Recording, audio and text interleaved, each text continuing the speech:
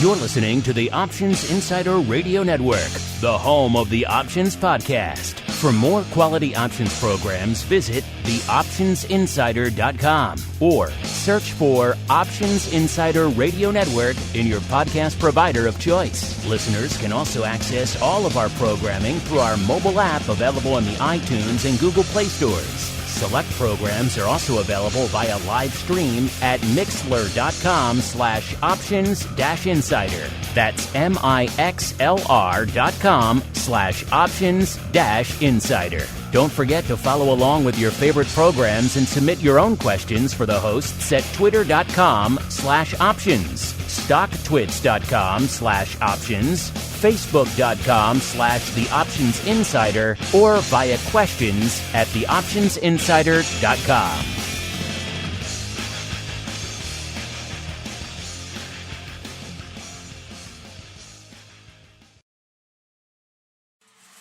Welcome to Volatility Views, the premier program for volatility traders. Each week, we'll take a deep dive into the world of volatility with in-depth analysis, trading activity reviews, strategy breakdowns, cutting-edge education, and much more. We'll also bring you exclusive conversations with the traders, researchers, and asset managers who are reshaping the volatility landscape. If it involves volatility, then you'll find it on Volatility Views. Volatility Views is brought to you by MIAX, one of the fastest options platforms in the world. MIAX is now trading options on the SPIKES Volatility Index, offering pinpoint accuracy, radically faster dissemination, and a highly transparent settlement auction for confident trading, all for competitive exchange fees. It's time to make a change and give yourself an edge with SPIKES. Learn more about SPIKES at www.miaxoptions.com/spikes. Options involve risk and are not suitable for all investors. The statements made are provided for information purposes only and are not intended to provide and should not be relied on for financial or legal advice. And now, it's time to take a deep dive into the world of volatility. It's time for Volatility Views. All right, everybody. That music can mean only one thing. It is Friday. It is noon Central, 1 p.m. Eastern. Yet it is time once again for Volatility Views, the premier program for volatility traders. My name is Mark Longo from theoptionsinsider.com, as well as, of course, from this fine network upon which so many of you have been binging throughout the week, usually multiple shows a day. Only one on Friday, but it's a good one.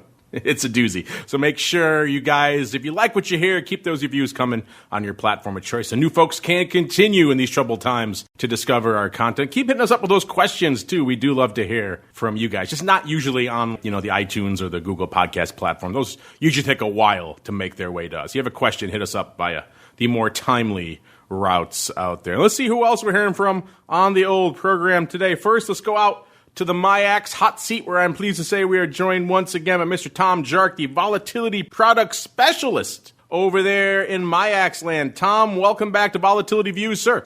Thank you, Mark. Thank you. Happy to be here. Appreciate the invite. All right, and then also joined by, I do believe that noise in the background can mean only one thing. It is the greasiest of meatballs, Mr. Mark Sebastian from OptionPit.com, by way of Carmen Line Capital, by way of a little state known as Texas. Mr. Meatball, welcome back to the program, sir. Hey, it's great to be here. I'm enjoying this beautiful weather. I'm out in shorts and a t-shirt on Angels Night. It wasn't snowing for you this week down in Texas like it was in Chicago? We had zero snow. It did get cold. It got into the 50s. So, better bundle up. You need a second sweater if it hits the 50s. No, it was hilarious. People down here are like in winter coats, and I'm walking around in a sweatshirt. And they're like, what's wrong with you? You'll get there. Your blood will thin sooner rather than later. You'll become a thin-blooded Southerner like all the rest. And, he's not quite a Southerner. I mean, he's definitely in the realm of Southerner. I don't know if his blood has thinned quite yet. Maybe it's all the boating he does keeps him active. I'm also pleased to say we're joined today in our guest seat by Mr. Brian Overby, the senior options analyst, a.k.a. the options guy over there at Ally Invest. Mr. Overby, welcome back to the program to you as well. And has your blood thinned down there in your southern adjacent realm, sir? No, they'd still do some things here that kind of make me scratch my head a little bit in that we did have a little bit of the hurricane came running through here and brought a little bit of rain. But in Charlotte, North Carolina, where I live very close to, we actually just had wind. And because of 40-mile-an-hour wind gusts, we had our schools canceled. So being from the Midwest, basically that would mean that you would never go to school up there if you implied that type of theory to it. So, yeah, they canceled the schools in Charlotte because of wind. No rain, just wind. That's impressive. We're down here on the river on Chicago for the Options Insider Studios. And I can't remember a day when it wasn't gusting at around 30 and 40 miles just on a given day down here by the river. They do call it the Windy City, after all, and they call it Volatility Views. So let's get rolling with the old Volatility Review.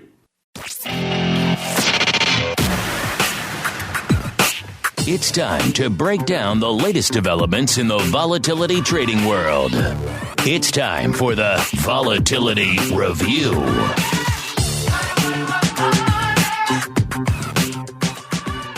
All right, everybody.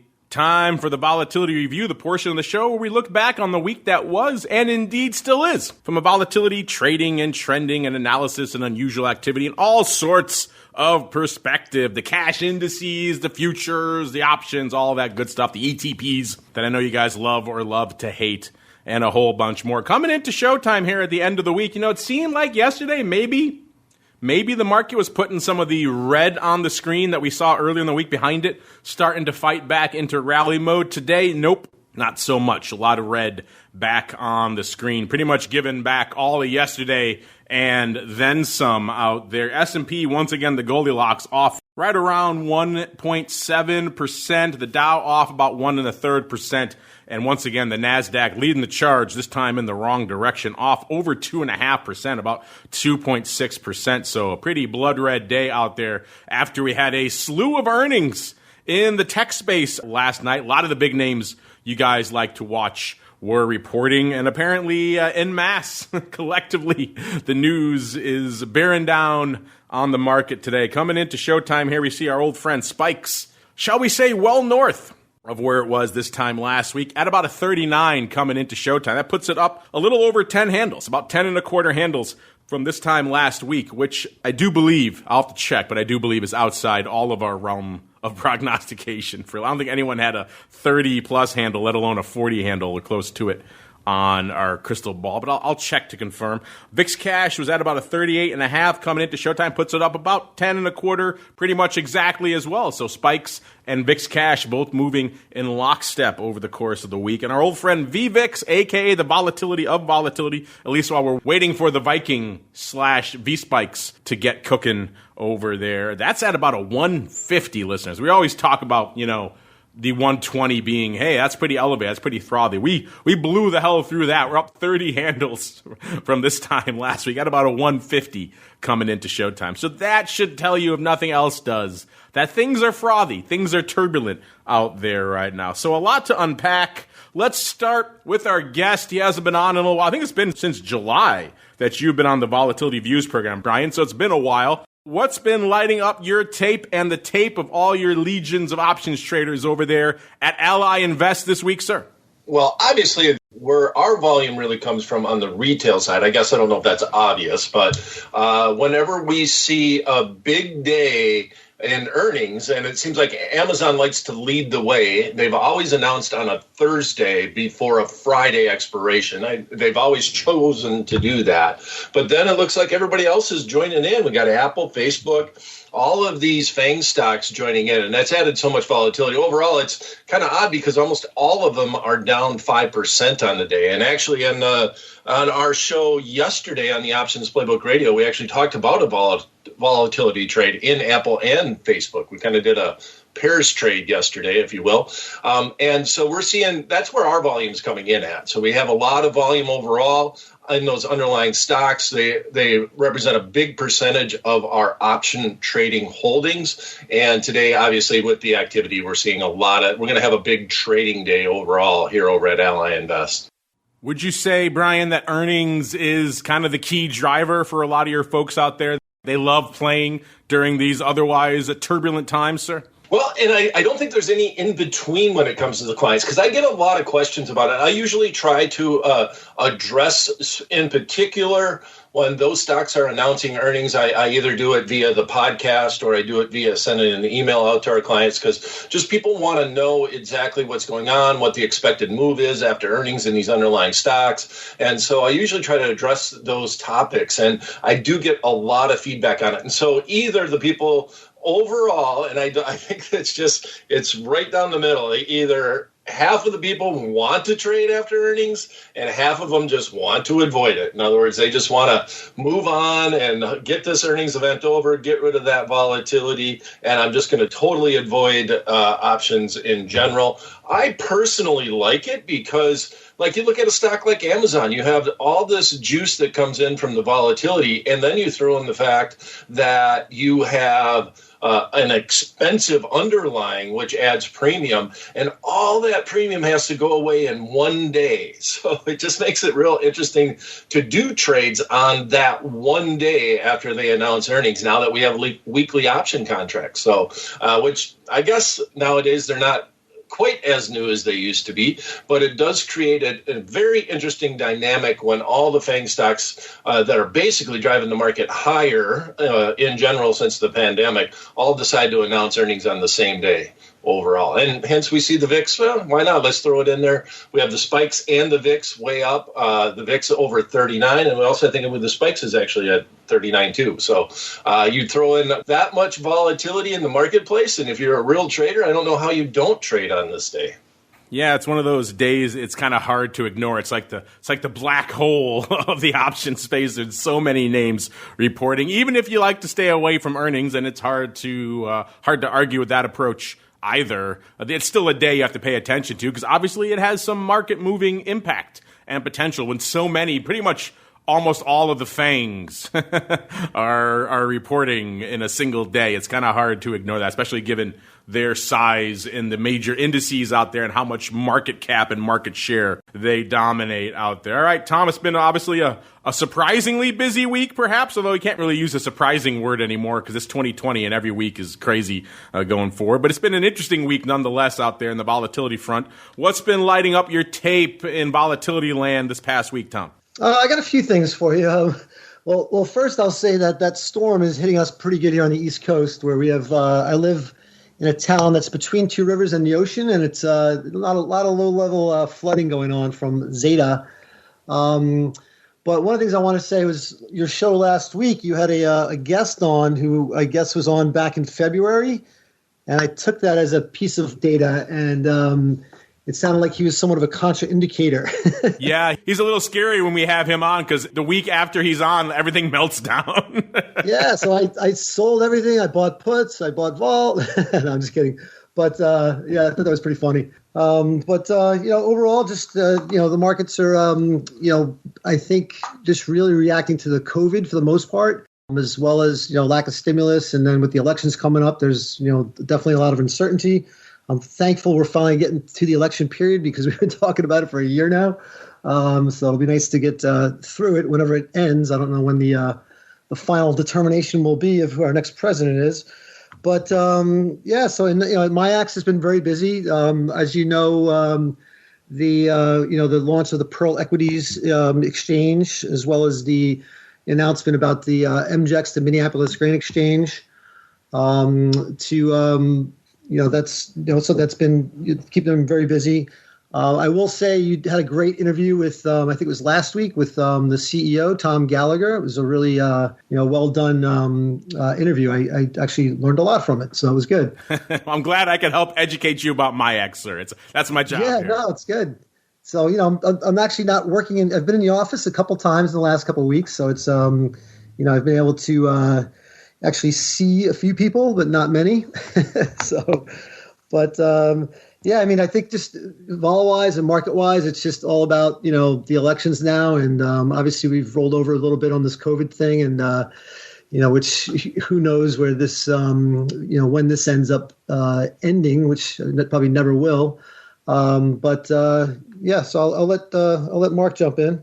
you mentioned that interview. That was a great chat we had with your CEO over there, Tom Gallagher. That was last week on the network. You can find that, of course, listeners, wherever you get our network content. Or if you subscribe to the interview program, you can get that there as well. Fascinating stuff. Talked about not just spikes. Of course, that was a big part of the conversation, but also acquiring a variety of different exchanges around the world, including a futures exchange and MJEX, the Bermuda Stock Exchange, investments into crypto and digital assets. Didn't even have a chance to get to things like the diamond contract there. The MIAX is making moves in a variety of markets outside of just spikes, and we got into a lot of that on the show. So check it out. It's some interesting stuff. It's not just what you might expect from a conversation with an options exchange. It's a whole lot more cooking over there. And you mentioned the election is hard to fathom, but by the time we do the show again next week, we will know, or we hope we will know, who the president of the United States is. So that should be an interesting thing. This election bump, this election premium we've been talking about for the better part of 2020 will perhaps, if you look at the way the market's leaning, perhaps be in the rearview mirror. It's hard to really know for certain, but it is interesting stuff. By the way, if you want some insight in between now and next Friday, make sure to join us live Tuesday night. Going to have our live election night special. I think all of my cohorts here on the show today will be joining us in some capacity throughout the night. It's going to be quite the cavalcade of stars during that. So join us. Starts around 6 p.m. Central and goes till whenever we feel the conversation has ended. And so join us. You can get it on the Mixler link and a bunch of other places. We'll make sure to put that out on all of our various social media platforms so you guys can see it and follow along there as well. All right, Mr. Meatball, I know you've been busy enjoying this summer weather down there in Texas, but if you've had time to watch a little bit of volatility, what has been lighting up your tape this week, sir? Yeah, I think the interesting piece is that Apple, Amazon, Facebook, and Microsoft all laid a huge freaking egg on their earnings. None of them wanted to give guidance. Apple's earnings were they actually had a cash reduction, which people don't like. There was a lot there to unpack. Amazon didn't want to give guidance. Facebook had a decline in users. Twitter, after touches an all-time high and then immediately gets completely smoked. About the only bright point, which is kind of a surprise because Google's usually kind of the outcast of these earnings. But of course, why wouldn't this happen? Google has, knock your socks off earnings and is off to the races. So kind of a weird one. I made the joke on Twitter that nobody seems to get is that it doesn't feel like there's any follow through to the VIX or spikes here, because really we have such a suck of option premium out of the FANG names, which represent a huge portion of the market, that really down 60 points and with a 38 VIX, how much should VIX be up? And the answer is not very much. The way I see the market today, I would not be surprised if we get bought this afternoon and we actually have a red VIX. Heading into the election, I think VIX is probably overpriced. Spikes is probably overpriced. And, I'm looking to see, how the market reacts. For all the panicking that we're doing about the S&P 500, it's 3250. We're what?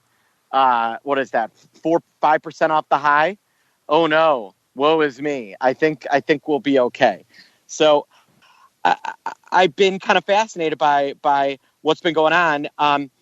I've also noticed that there's been a pretty decent uptick in option volume on VIX relative to where it was. But what's been unique, and this is something we pointed out on Wednesday when we had that giant down day, the ratio puts the calls was 3-1 in VIX. And I believe spikes was pretty similar. So think about that. In years past, or in any sell-off past, when we were down 100 and the VIX went from, and spikes went from, 28 to 40, the amount of call buying that you would see, the amount of hedge racing that you would see would push, 1 million, 2 million calls being bought. And instead, we didn't see any of the call buyers come in, but we did see all the faders still step in. So there are a lot of put buyers in VIX, the call buyers did not come out with this vol rally. That is kind of fascinating because you're right. In any other year, not 2020, where we haven't been subjected to wave after wave of volatility and then the erosion of said volatility over and over again since January. You're right. If this has happened in the middle, let's say, I don't know, late 2018 or 2019 even, or God forbid 2017, it would have blown the doors off. There was no vol in 2017. It would have been just a vol-mageddon. It would have been calls all over the place. You're right. These days, it's kind of like, another opportunity to fade. Let's get in there as fast as we possibly can. When we get to some of the breakdowns, the paper in a little bit on these products, I think you'll see all of that going on as well out there. Let's get some of the products as well. Obviously, the futures in Spikes land still halted. We had a good chat about that with Tom. He thought we're in the fourth quarter, he said, when it comes to Spikes futures coming back sometime this year, which is a good thing for a lot of our listeners out there who want to have an underlying to trade the options on. It's been a week or two since I chatted with Tom Gallagher, not this Tom. Any updates, other Tom over there in the realm of Spikes futures, sir? No, I think you covered it there. It's there's still conversations between the regulators and the exchange, and I just have to hopefully we'll get these things up and running as soon as possible. Yeah, that's the plan. I was encouraged by his optimism, so the fact that he thinks it's coming definitely by the end of this year is a good sign. Speaking of futures coming into showtime, we saw, I think you could say, a little bit of backwardation, just a wee bit out there in the VIX futures. The cash is on its own planet in relation to the futures these days, but the front portion of the VIX futures term structure also pretty juicy. Coming into showtime, we saw that no future at roughly 5 points below where the cash is. That tells you how crazy it is right now. That's about a 6-point swing from this time last week. The lion's share of that obviously coming in the madness that is the cash. So read into that with a little bit of grain of salt. The D's future, again, we were talking about how these things had pretty much eroded all of their premium just about a week ago. And now here we are coming into this week, and the D's future is almost 6 points below the cash, 5.5 points or so. That's about a 6-point swing in the other direction from this time last week. And the Jan future, that was pretty much even with the cash as of this time last week. Now it's about 7.5 points below the cash.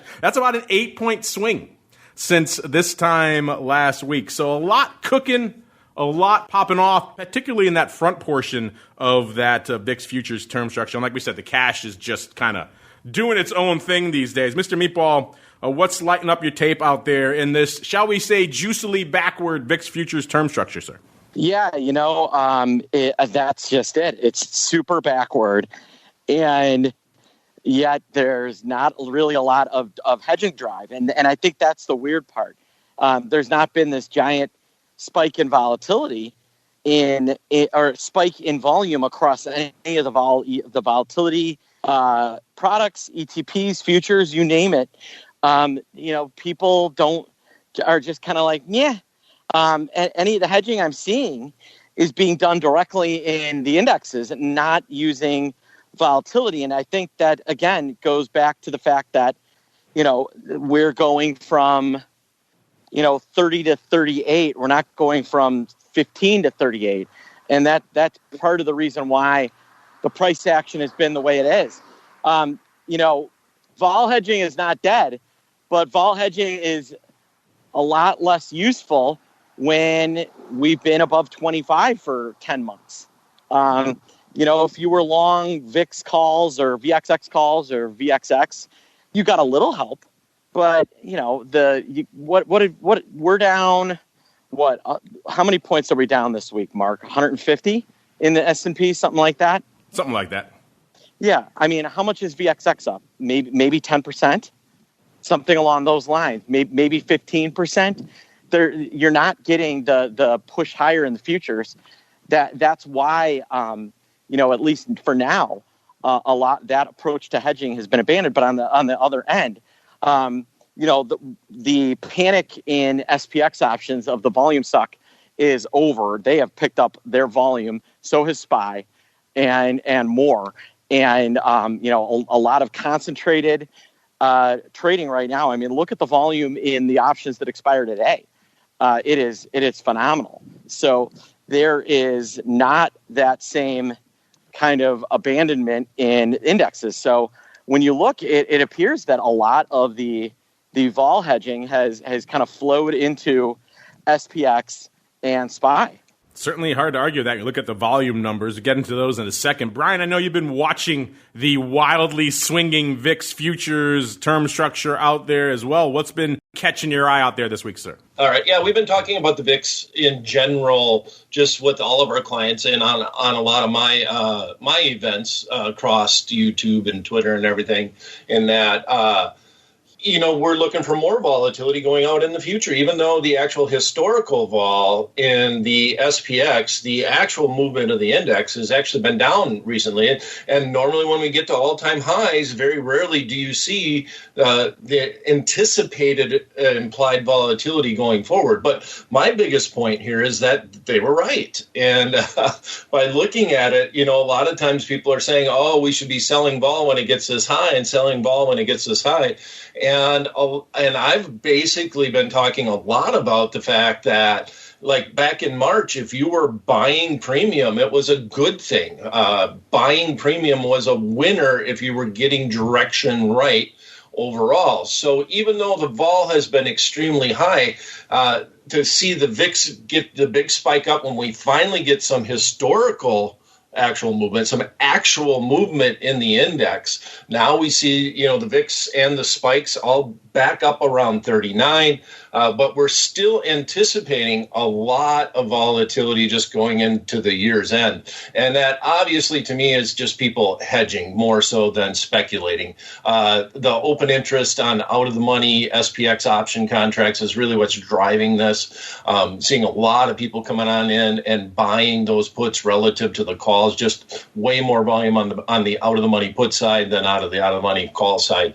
And it's just interesting to see whenever you see that VIX just would not get down below 25 over the spikes. We just couldn't get it to push it below that level. And it just shows the crazy world that we're in right now with living with a pandemic as we are. Crazy world indeed. Let's see what kind of crazy options paper we've got on the tape here. It's interesting. We talked about how the spikes futures are halted and have remained so for some time, and yet there are still, looks like, some retail finding their way into the spikes options. It's always encouraging to me to see 10 lots and 20 lots, even 30 lots going up out there. These folks are finding their way out there, despite the fact that, again, the underlying a little bit hard to come by these days. So interesting stuff. Let's do a quick top 5 out here. Then, Tom, if you have any thoughts on these or just what's going on as spikes options, have at it. Number 5, we got the NOV 50 puts. I love the strikes out here, too. They're very interesting. Remember, we said coming into the top of the show, listeners, the spikes was at about a 39. So these are, shall we say, I think a little bit meaty puts. I think fair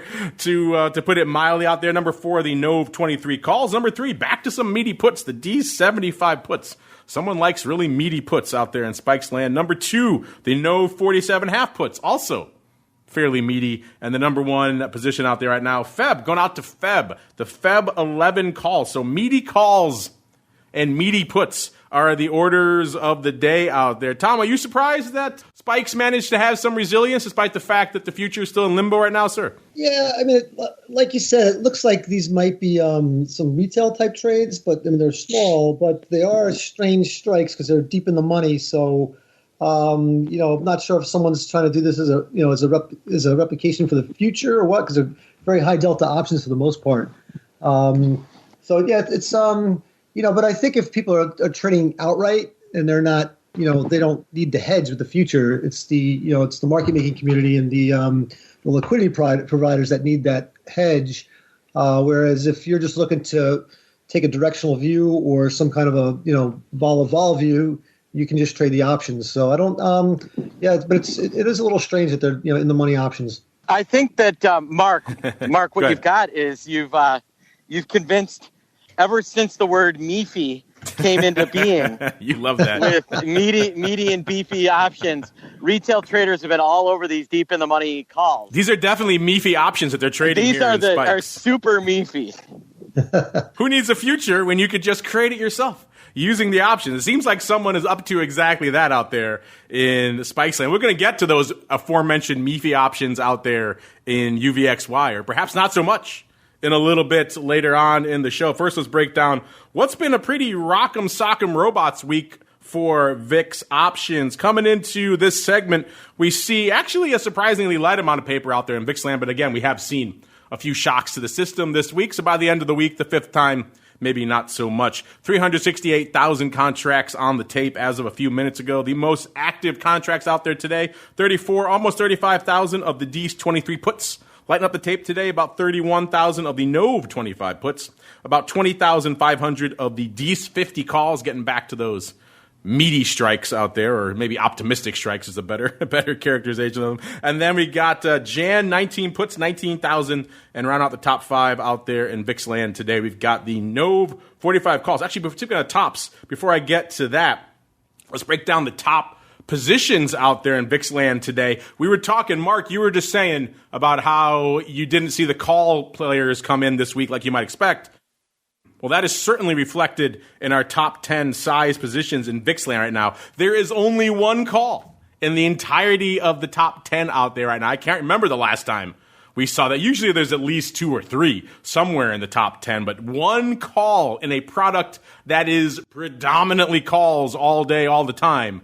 That's probably telling you something about where the market is leaning right now. It costs you about 125,000 contracts to break into the top 10 in VIX land right now. It's getting a little bit more respectable. It's still not quite what it was, but it's getting more respectable. That gets you to the DEES 22 puts. Number 9, 126,000 of the NOV 24 puts. Number 8, 132,000 of the Feb 17 puts. That's the first Feb, and I think the only Feb on our list today. Number 7, 149,000 of the NOV 25 puts. Then we get to the first and only call on our list for number 6, 150,000, pretty much even, of the NOV 65 calls. That's it for the top 10. That's insanity when you're looking at the VIX options. Number 5, 156,000 of the DEES 25 puts. Number 4, $157 of the NOV 21 puts.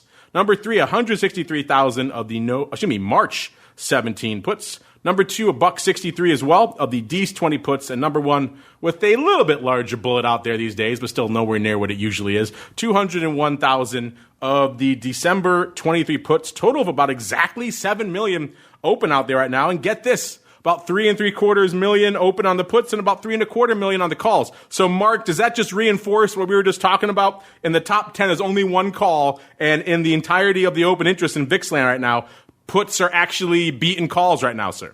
That I am flabbergasted. I don't know that I've ever seen this. Have we ever seen this before?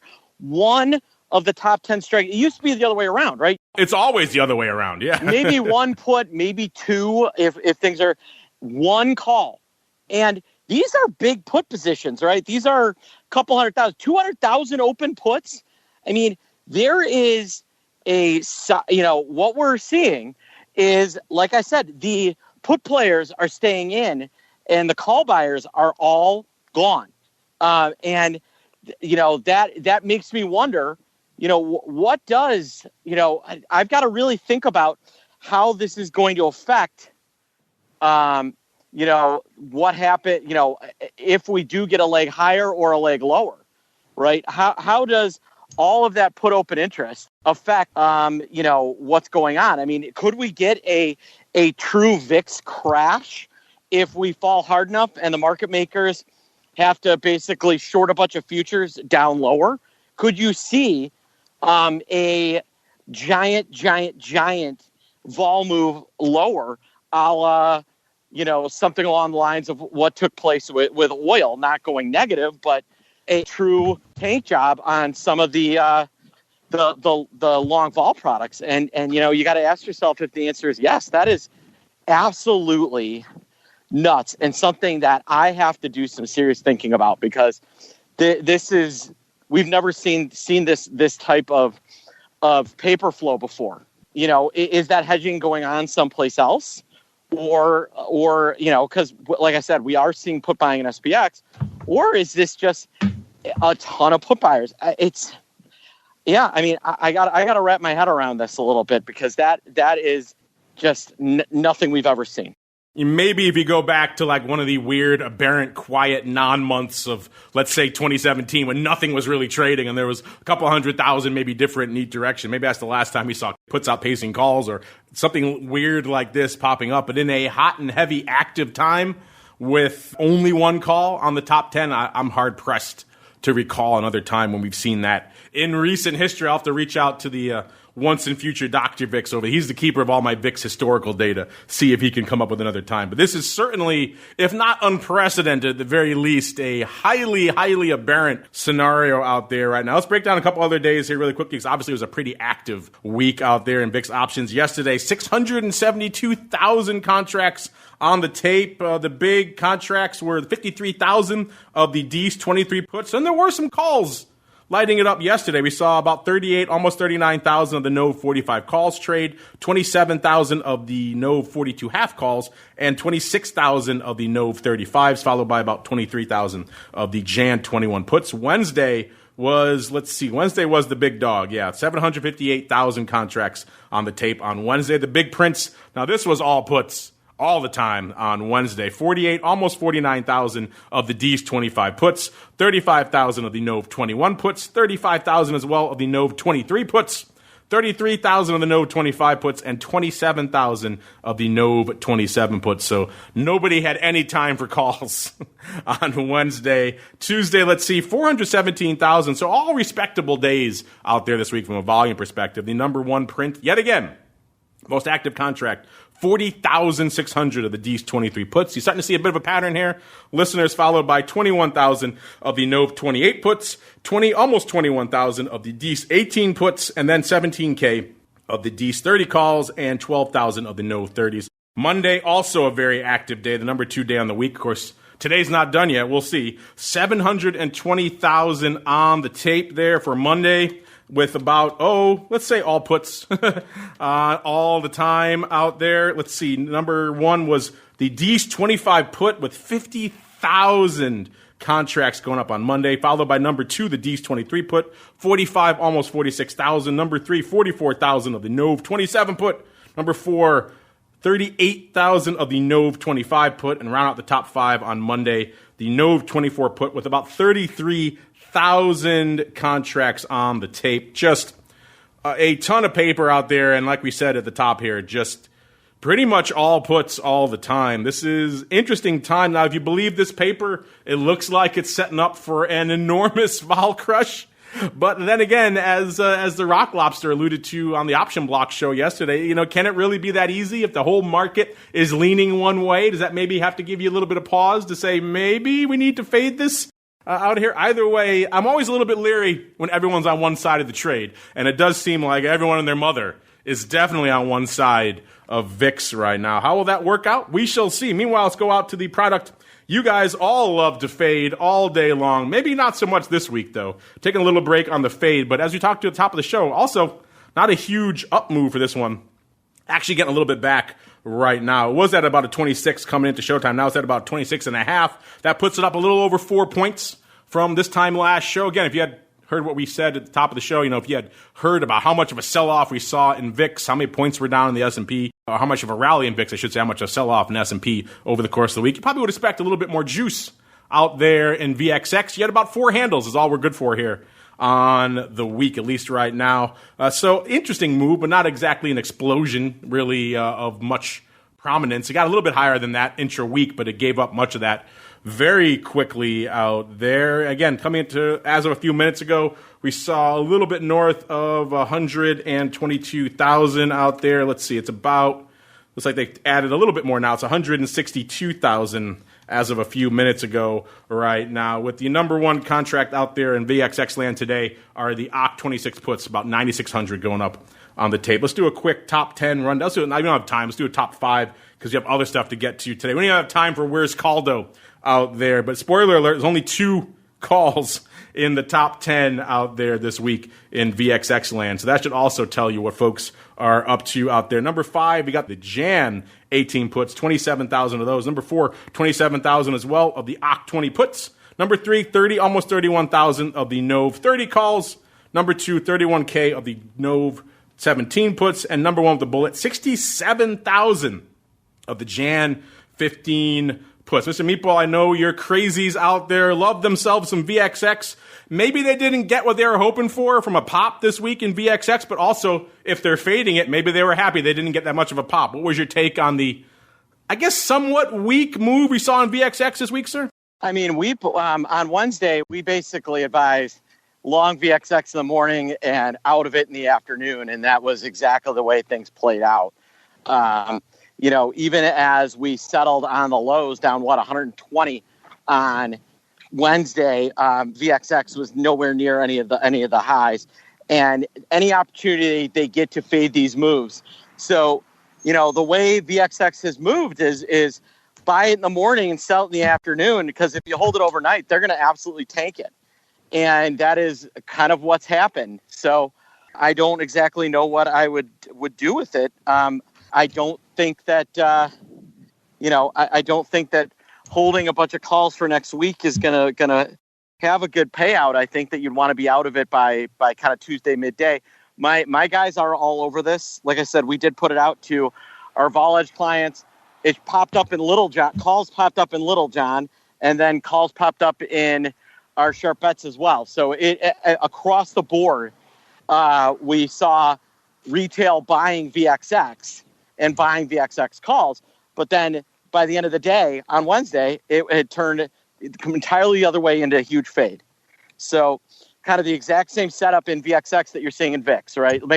Maybe some short-term call love. As soon as they get an opportunity, it is good night, double X. And thus, yeah, like you said, we're up $4. So, 15% over the last 3 days, the S&P has lost 150 points. That's 5%, almost 5% in 3 days. And VXX is up $3. La-di-da. La-di-da. Yeah, not a lot of love on the call upside. Did get to a high of about 27 3/4 very briefly earlier this week on Wednesday, listeners, and it kind of gave that up pretty quickly. It was trading a couple bucks shy of that, not too long. And, of course, obviously we're kind of splitting the uprights there between 25 and change and 27 and change right now. Let's go really quickly just because we had such a big discussion on it recently on the show, and we had the UVXY whale joining us on the show, kind of lamenting what's been going on out there in UVXY. Coming into showtime, UVXY was a little bit north of 21, about 21.15. It has ticked up a little bit since the show started. It's up to about 21.60. Puts it up a little over 4 handles, about 4 1/4 handles or so from this time last week. ADV also ticking up. It's up to about 141,000 up there, so it's up about 14,000 from last week. So a little bit more paper flocking into UVXY. But remember, we had the folks from Hercules Investments on the show a couple of weeks ago. They were the ones who were dominating all of that 10 strike out there in UVXY. We were kind of speculating who's doing this. Well, we had them on the show to ask them about that directly. And if you recall, on the show, he was not exactly overjoyed, shall we say,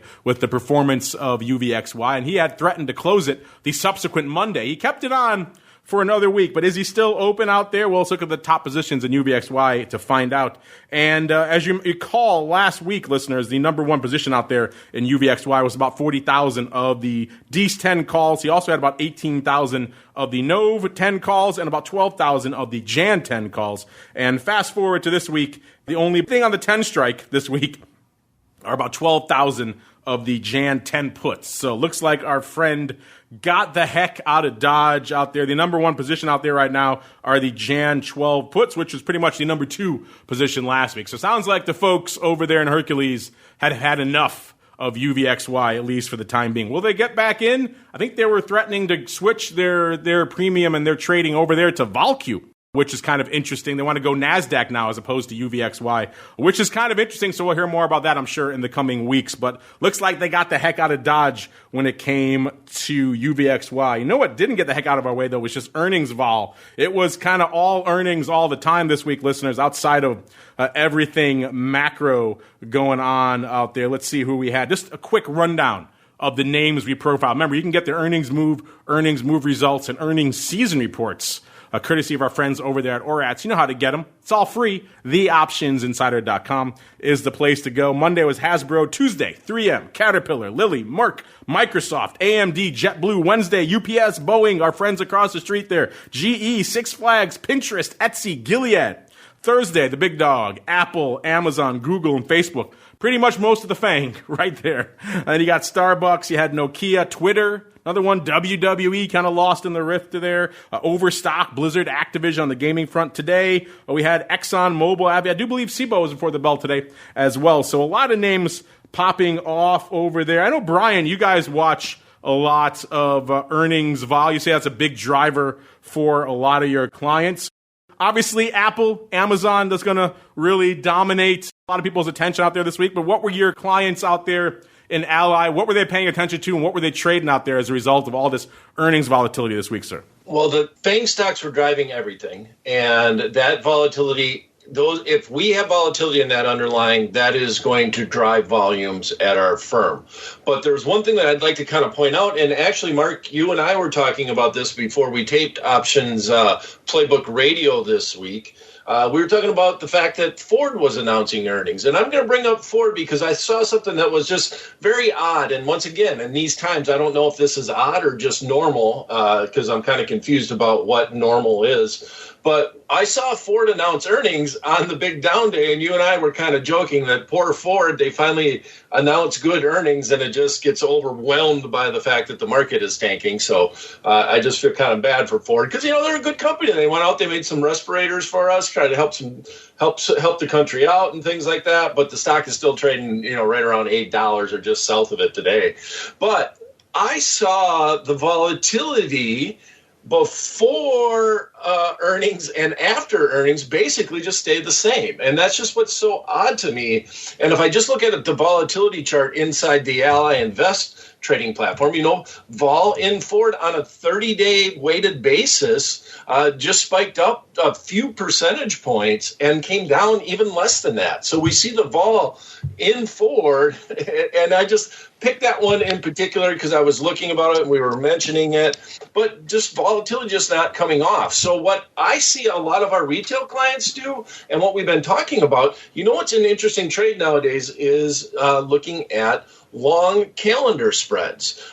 We're going into earnings. Earnings season is not done. I like to look at diagonals and long calendars where if you like that back month, or if you like that underlying, if you want to be bullish per se, going into earnings, well, one thing to kind of think about is maybe buying that month that contains the earnings and selling some of this vol premium in the front month. Overall, just because it's just staying in these option contracts, it's not collapsing, even on simple retail stocks that aren't known for volatility overall. So I guess those were a couple of things that I've seen. Brian, kind of an interesting point. So, our Little John trader that kind of goes after and analyzes retail flow, what we're finding is with a lot of these free option traders, these, smaller account traders that trade options love $8 stocks that have inexpensive options. So they're all over Ford and General Electric, two of the most boring stocks on the planet. Look at the volume on the 7.5 and the 8 strikes expiring today. It is all retail flow flowing into these inexpensive stocks. And you're right, it absolutely pumps up those near-dated options, allowing you to put on, and I love your idea, an inexpensive calendar, an inexpensive bull calendar on something like Ford or General Electric. I think your calendar idea is gold. It's gold, Brian, gold. That's all right. The price of gold is collapsing, so that's what shows you about what my idea is probably worth. But overall, that's just one of the things that I've seen, and I've seen a lot of our retail clients come on in and do exactly what Mr. Rock Lobster is talking about, selling that near-term premium because it's enticing. Why wouldn't I sell it? The big event is earnings. It's not prior to earnings, and those vols are staying inflated. Now, that was the first time I've really seen a company announce earnings, especially a company like you say, Ford is supposedly boring, right, relative to Tesla and some of the other people in that space overall. I don't even know if I can use those two companies in one sentence. I don't know if that's fair overall. But with that said, very surprising that I looked at this underlying. I was talking with some people about buying out of the money options. I'm like, you really should be worried about the volatility crunch overall, buying a little bit out of the money option contracts at Ford, which kind of spiked it. And Ford announced earnings and basically was flat, if you will. It didn't really move much overall by the end of the day. And those options were still at the same price. Like, we did not really see a crunch in those, a few, I'd say a half half a point to a point out of the money, they kept their premium overall. It was just very odd to me. So that's my little 2 cents on what's going on in this world, in this pandemic world that we're living in. All right. If you want to see more about all the earnings move results, earnings season reports, you know where to go. TheOptionsInsider.com. Got it all there for Tesla, Apple, Amazon, Facebook, Google, you name it. Ford is in there as well if you want to parse that, and a whole bunch more, dozens, if not hundreds of tickers at your disposal. As we head on into your segment, let's see if we can squeeze in some really quick questions. It is time to check the volatility voicemail.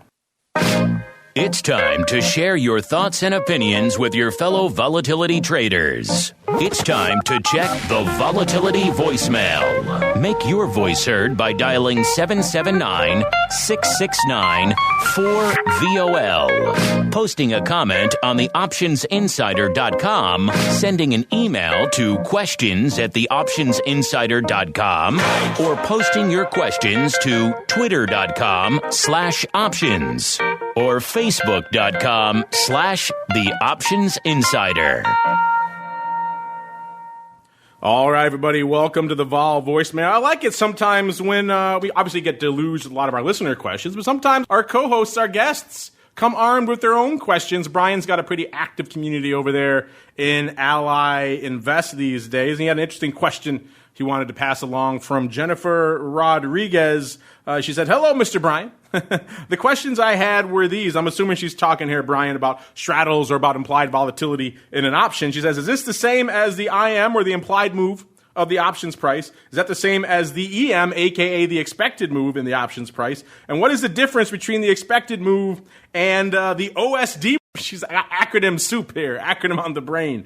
Big thanks, though, with all caps. So she's very happy camper. You know, we could have held on to this for the next huddle of Options Playbook Radio. But, of course, let's get people answered now. We like to answer them faster. So what do you have to say here for your client here, Mrs. Rodriguez, Brian? So this actually is a great question overall, and probably should be asked more often, because I think one standard deviation move, OSDM, is often confused with expected move, and they're not the same. The one standard deviation move is representative on a normal distribution, not to get too fancy here, to represent about 68% of the time what the movement would be by that expiration date.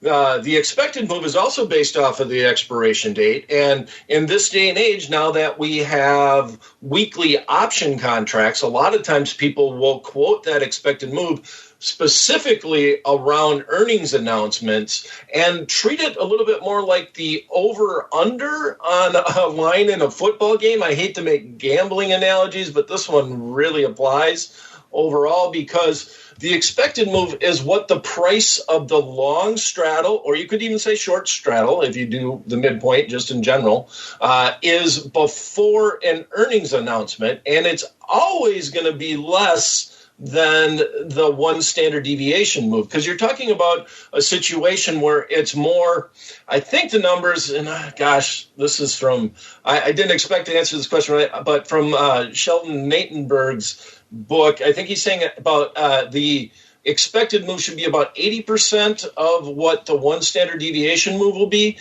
Don't quote me on that. I'd have to go back and research it, but I think that's what the number is. That's correct. Yeah. Oh, okay. The straddle price is typically 80% of a standard deviation. Okay, so I am correct on that, and you are correct, Brian. As per usual, Brian Overby, dead on. All right, my head's getting bigger over here. Just stop. Quit it. You're making me blush. This is becoming a disturbing love fest here. All right, so with this said, if I'm looking at that, what the expected move really is looking at is more like a line in the sand, like an over-under. If I'm buying that straddle, I think it's going to go over. If I'm selling that straddle, I think it's going to go under. So why do we look at the expected move when we're picking strategies, and in particular what the the seminar that Jennifer attended, I was just talking about long straddles in general. That was the theme, and how you would use that to maybe look at selling a short spread. Do I want to be outside of the expected move? If I am actually doing a long spread, an out-of-the-money long spread, I want to make sure that I'm within that expected move, because I want to make sure that the marketplace thinks it can get to my short strike if I'm actually doing a debit spread in a particular month. So a lot of people focus on that, and it's good to know that the expected move is not the one standard deviation move. It's less than that, and it's more based off of the fact that the reason why I think it's 80% relative to a different number is that you got to also account for the fact that the markets can go up to infinity on the call side and down to zero on the put side. So if you are correct, you have more room for upside than loss on the downside. So let's just call it this. I got a little bit too geeky on you there. Overall, if I'm looking at the expected move, that's what the marketplace is implying the potential move could be after this big announcement, and you want to use it accordingly when you're picking strikes, no matter what strategy you're looking at, especially around known news events overall.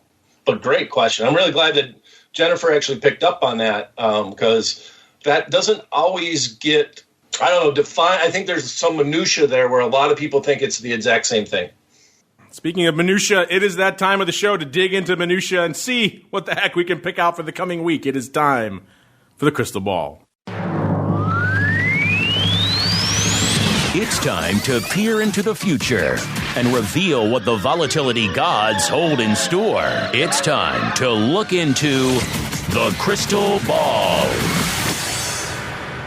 All right, everybody, you know what time it is. Time to open up the old crystal ball and peer into the future. Spoiler alert, our crystal balls were a little cloudy last week. None of us had a 30 handle, let alone a pushing 40 handle on here. Let's see, our highest was me, actually. I was at 27 double. I had liked that level. It worked out almost exactly a bullseye the week before. I was feeling a kind of a similar level, maybe a little bit of a fade, and then eventually enough juice coming back in to keep us around those levels. What we saw was actually a lot of juice coming exploding in, and as a result, so here we are coming to the end of the show. Spikes at about a 39.60 VIX cash, right around a 39 even or so. So yeah, no winners. Andrew, the Rock Lobster, was at about a 27. He was actually 26.99. And Pat Hennessy actually who was our VIX contrarian indicator. Whenever he's on, the thing melts down. He was at a 26.5. So we had a interestingly tight market last week and blew the doors out all of them. None of them even closed. That means our guest this week, let's go with Brian first. We'll give him the dubious honor of going first, and then Tom can follow up. And then Mr. Meatball, because none of you were on the show last week, so you don't have to get lumped into all these loser projections. And then, of course, I will go last because my prognostication, no bueno this week. Brian, we'll start with you, sir. What are you feeling for VIX and/or spikes this time next week? And/or. Okay, well, they're both at about the same range, so let's pick one number. I don't know. The 40 line on the VIX is really hard to get above, and that's kind of right where we're sitting at right now. I'd like to go above. I'd like to say I think in general there could be more volatility, just the way the marketplace is reacting. We have the big known news event. I'm talking too much. Okay, 35. 35. That's interesting because, obviously all the paper we're talking about is showing an aggressive vol crush. You're saying a bit of a crush, but still some juice, some unknowns lurking out there. Tom, same question for you, sir. What are you feeling for this time in VIX and/or spikes, sir? I was saying that, I'll choose spikes to go off of as a benchmark, but this is a really tricky week with the elections and who knows. But I think we get some air out of the tires here, and I'm gonna go sub 30 with a 29.99. 29.99 on the spikes. Interesting. Forever the optimist. 29.99. So Brian at a 35, 29.99. I've already written mine into the document, so I will read it off later. And Mr. Meatball, you get to go next, sir. What are you feeling? I'm a one-upper. I don't know if you knew this. Okay. I'm a huge one-upper. 20 5.25, 25 and a quarter.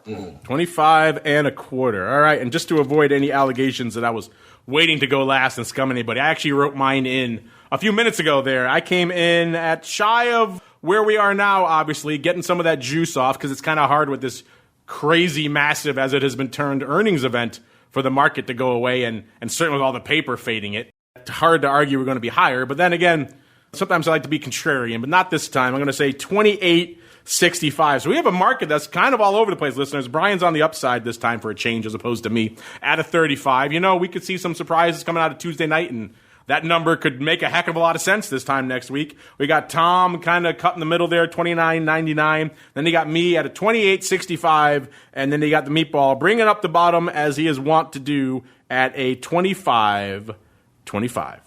All right, everybody. Unfortunately, that music means it is time once again for the close, the end of our journey here on Volatility Views. But before we go back around the horn, check in with all my cohorts, see what they have cooking that may interest you. Let's start with you, Tom. If folks are intrigued by all things spikes, they want to learn more, maybe they want to kick the tires on some spikes options, maybe they want to do some meaty spikes options like people are clearly up to right now. Where should they go? What should they do, Tom? They should go to the website, MIAXoptions.com/spikes, and you'll find all the information there. There you go, MIAXoptions/spikes, MIAXoptions.com/spikes. Of course, the place to go. You get that cool video. What the heck is spikes? You get all the data so you can see the quotes, what's going on out there in spikes. The press releases, all you are asking when the futures are coming back, you'll see it there first, as well as a link to a cool show called Volatility Views. I ask you, what more could you possibly want from a volatility-oriented destination? And Mr. Overby, if folks are intrigued, maybe they want to kick the tires over there at Ally. Where should they go? What should they do, sir? Well, I think I'd like to highlight just my podcast on Options Insider, Options Playbook Radio. We called it Fun with Fangs yesterday.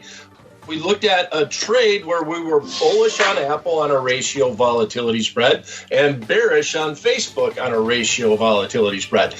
I'm just going to let you say it turned out to be very interesting after the earnings announcements this week. So you could see that. That was posted on, I think it actually might have posted late Wednesday, or was it early Thursday? But Options Playbook Radio. And then I'm going to come on back and I'll be here Tuesday. I'm going to be on your election show with you, Mark.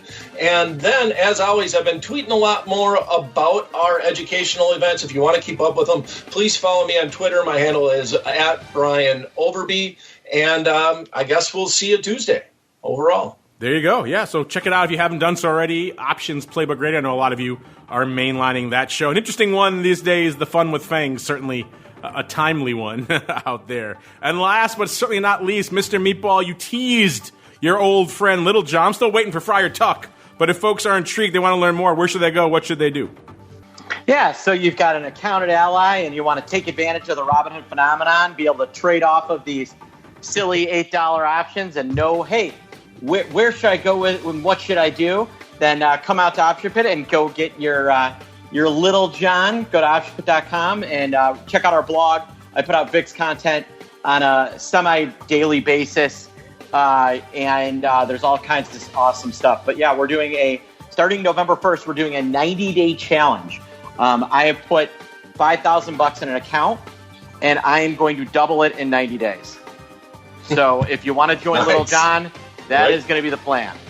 There you go. Check out his challenge over there in Option Pit Land. Maybe if you two are like me, you prefer Friar Tuck, hit him up. Say you want to see the version 2 that is more Friar Tuck oriented. Either way, optionpit.com is the place to go. And on behalf of myself and Tom and Brian and the greasiest of meatballs, I want to thank all of you out there for downloading, streaming, subscribing, for sending in such great questions. We'll get to more of them soon, don't you worry. Be sure, if you're interested in all things election volatility, join us this Tuesday for the big Election Night Live special. It'll be live via the Mixer link where you guys usually get it. We'll see if we can put it out on some other platforms for you guys as well. Make it readily available for all of you out there who want to join us. No politics. No, this candidate is great. This candidate is terrible. Just a whole bunch of great analysis about what's going on in the markets out there. So we'll see you there on Tuesday and then back again next Friday to break it all down on another episode of Volatility Views. Volatility Views is brought to you by MIAX, one of the fastest options platforms in the world. MIAX is now trading options on the SPIKES Volatility Index, offering pinpoint accuracy, radically faster dissemination, and a highly transparent settlement auction for confident trading, all for competitive exchange fees. It's time to make a change and give yourself an edge with SPIKES. Learn more about SPIKES at www.miaxoptions.com/spikes. Options involve risk and are not suitable for all investors. The statements made are provided for information purposes only and are not intended to provide and should not be relied on for financial or legal advice.